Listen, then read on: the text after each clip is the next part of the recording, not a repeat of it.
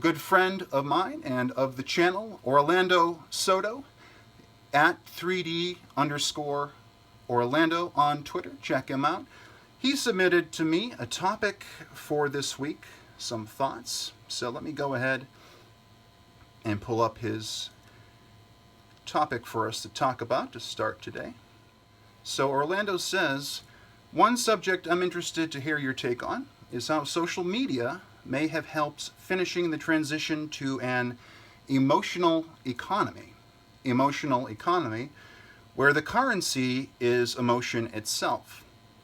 It seems like preservation of our emotions is paramount these days.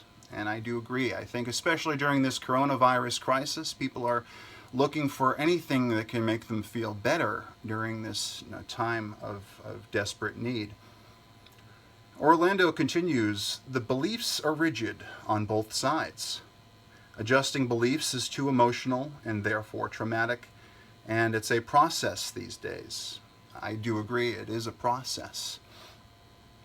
He continues, the belief must be defended, and we seem to rally around useful rationalizations that let us achieve that goal, which is protection of our beliefs. Regardless of what side you are on, there are good micro examples of this at play, and it all ties in very nicely with post-truth. I agree with that. It does quite tie in. We'll talk about that in a moment. So Orlando says here, it seems like the state has encouraged us to believe in and accept this fragility so they can brand themselves the protectors while continuing to slow march us and rescind and suspend our rights in order to gain more control, elevating fears in order to achieve cognitive control by way of emotional influence seems to have gone into overdrive. It seems to map onto the social media timeline of tech and communication development almost too nicely to be a coincidence. And that's it. That's what Orlando asked us to discuss on the tweet video this weekend. And he says here, emotions will continue to escalate over the next month, and they will, as we know, especially in the United States. We're experiencing the coronavirus, and the deaths in that are spiking a bit. They're going to be spiking over the next 2 weeks leading up to Easter. So we are going to see a lot of emotional outpouring. And Orlando finishes by saying, as always, thank you for your time. You are very generous with it. Well, thank you very much, my good friend Orlando. So you brought up a great point about the emotional economy, and we went on to talk a little bit about emotional currency. So I do agree absolutely that there is a bit of an emotional economy, because why do we use social media? Now, I will say that, of course, this has been going on throughout all of time. But why do we use social media? What do we get from it? I've often talked about it. You can look at it from a number of different angles. I've talked about it in terms of the raw chemical interactions, the dopamine, the serotonin. I call it the big four. Dopamine, serotonin, oxytocin, and cortisol. Cortisol, the stress hormone, and then you have dopamine and serotonin, which are happiness chemicals in our brains. And then, of course, there is oxytocin, which is the chemical that we get more of when we actually communicate and connect with other people. But, of course, Orlando brings up the point that the state has been using emotional currency, emotional manipulation to achieve whatever goals they may have. It's absolutely true. I agree with that. So I think there's a number of different ways we can look at this. One angle on it, of course, is the mechanisms that are used. So, of course, with social media, there's more messaging, there's algorithms. As he says, and actually my friend Lego has also been talking to me about how it feels like we're coming to a bit of a plateau in the level of communication, the type of communication we're able to have through platforms such as Twitter. I was speaking with my friend Lego last night, and he actually said, I I feel like the goals of Twitter have been more fully realized than ever before. And what Orlando says kind of ties into that as well. And about emotional fragility and emotions as there's an emotional current that's going through everything. People are latching onto their beliefs, holding on to them for dear life. And I think this is just a natural consequence. Like on this channel, of course, we do, preach about listening to both sides and then coming to our own conclusions somewhere in the middle. The truth lies between, and so forth. But so often in this world, we can, embrace chaos sometimes, but people ultimately need somewhere to come home to. They need a bar to hold on to, stability, consistency in their reality. They need to have a belief system, something that's stable. And talking of post-truth, there's a lot of different loose ends to tie together here, so work with me if you will. Leave a comment below if you're ever confused by Jeff Tidwell's channel. But with post-truth, I have a video out, The Truth About Post-Truth. We live in a world where we don't know the true answers to all of our biggest questions. We often rely on the testimony, the reports of other people to help us understand what's going on. Like, we can't see the results of a scientific study firsthand. We just read the reports, we read the study, we read what is reported by the media.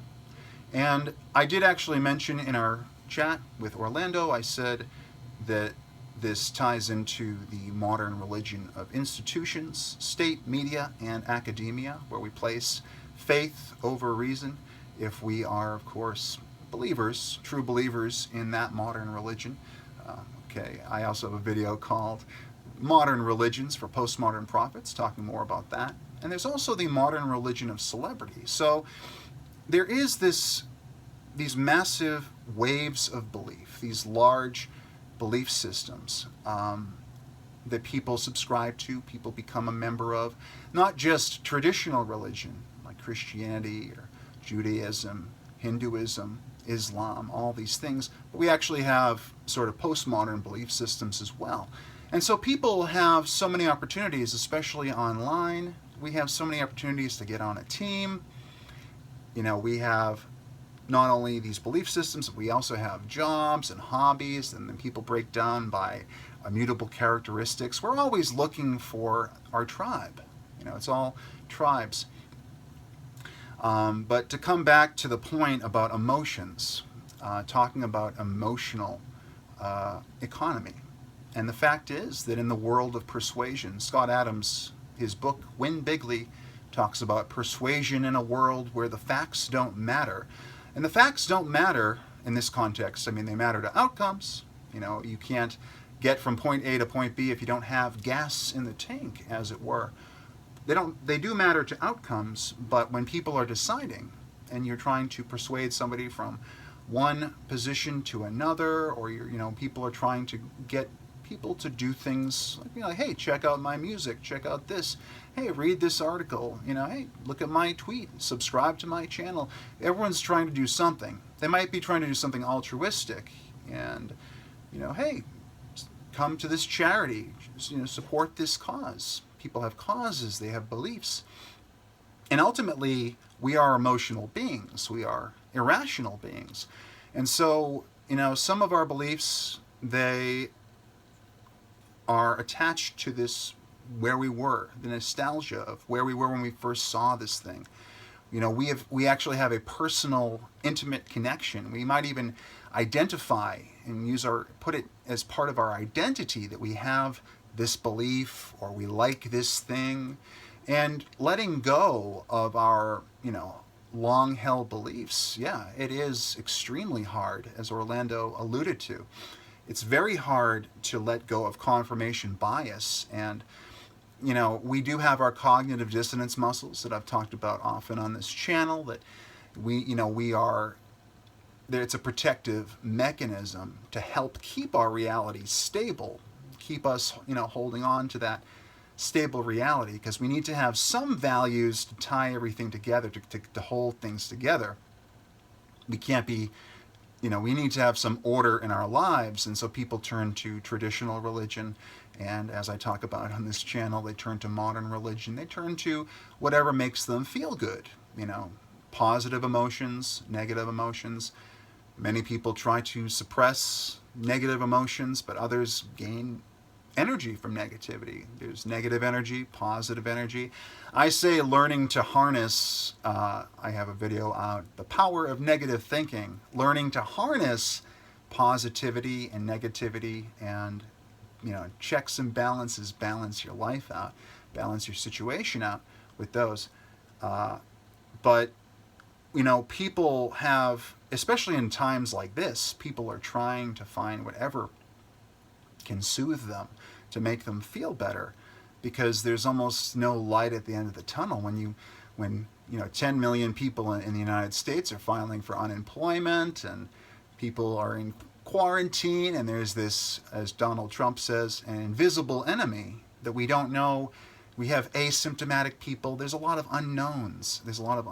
So people are likely to, of course, all of us included, myself and everybody else, we're likely to try to mitigate all the negativity by sticking to what we love and really kind of falling back on our beliefs. If you saw the video, speaking of President Trump, when Mike Lindell came out, the My Pillow guy, and it was talking about, this is an opportunity to get back with our family and spend some time with them, and to find, to rediscover the Bible, to rediscover God. Now, I'm agnostic, of course, but I really appreciated that he said that, because this is a time to sort of center ourselves and to try to focus on what's happening in our lives. Like, we have this opportunity to settle in, getting off point a little bit, settle into this new reality, this new situation with the virus. But getting back to the emotional question, the emotional economy, because when we look at politicians, for example, now he said that state was one of the key groups that was trying to manipulate people's emotions and make things happen a certain way. And it's true. Through using the mechanisms talked about in Win Bigly, like persuasion and also separate hypnosis, they are using marketing, advertising. They're using a lot of different techniques to, of course, the post-truth realm of politics, trying to get people to believe a certain truths. And they do it through algorithms, they do it through television, they do it through choice of words, tone, and we have more information, more data than ever before. So it's easier than ever to map out, where people are emotionally. How can we persuade them to do what we want them to do? How can we mass hypnotize them and create the society we want? How can we culturally engineer everybody? And Google's helping, and everyone's doing it. And there are so many mechanisms. Of course, I talk about persuasion a bit on this channel. I say study persuasion if you want to know more about those mechanisms that Orlando is alluding to, that are being used by the prophets and the popes of the modern religion, of institutions, the state, to make people set aside their reason and accept the truth of what the president or what the experts or whoever it might be say on faith. It's a faith. Now, emotionally, we might have an attachment to people, experiences. We might have so many ways that we can be emotionally triggered, and using our emotions can be used, of course, to move us around and make us vote a certain way, make certain decisions, certain buying decisions, certain advocacy decisions. This is what persuasion is all about. It's about, trying to influence people to do certain things, and how we it's a system that's used to do this.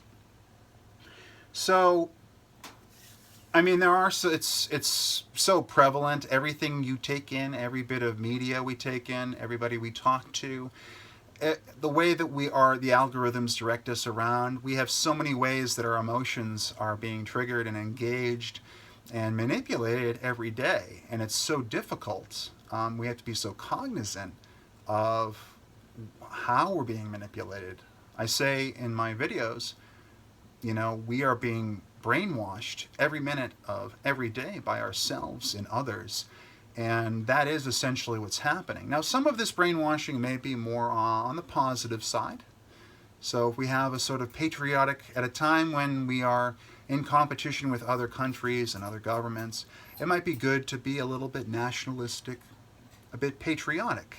There's a patriotic sort of hypnosis going on, mass hypnosis and persuasion towards, America first, for example, if you're American, or if you're Canadian, Canada first, Mexico first, France first, Zimbabwe first. There is state-run propaganda that tries to proselytize and to persuade you to, supporting your country. And I actually agree with much of that. I mean, I don't think we should really trust any state government.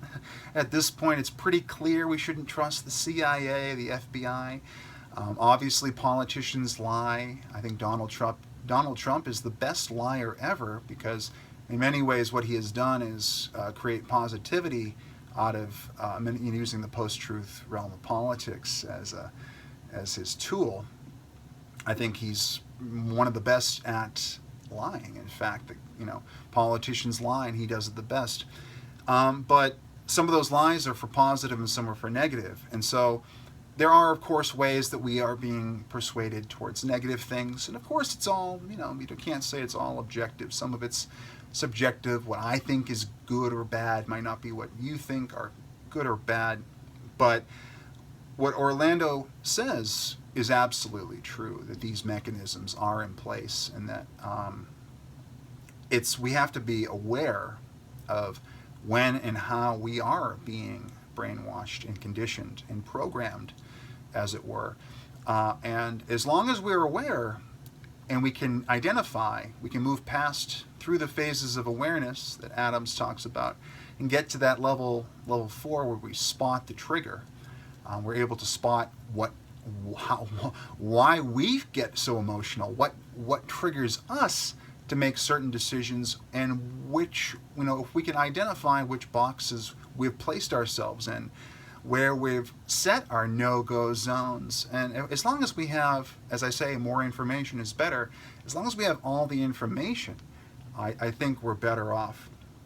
But it's a great topic, making sure we're aware of what's going on with mass hypnosis by the state, academia, media, Hollywood, and others. We've talked on this channel in the past about how Hollywood is also conditioning people using things like the modern religion of social justice and other things, global warming, to sort of, bake in this sort of like, okay, we're in this group, we want to relate to the characters in the film, and the characters in the film happen to have this belief system, and we are emotionally attached to these characters, and we want to be more connected. It's like you have a family member or a friend, you want to be more emotionally attached to them. So if you actually have belief systems that are fed to us through the media, and then you want to empathize with those characters, and you might see a character or a news person or the president or anybody else as a role model, and you start to self-identify with some of the features of that character or that person. Of course, we start to internalize. We start to internalize that, and we get emotional, we get attached, and we're much more easily manipulated. So it's just something to be aware of. Thank you very much, Orlando Soto, for giving us that topic to start today. You can check him out once again at 3D_Orlando on Twitter. So if you have any thoughts or observations on that content, please do leave a comment below.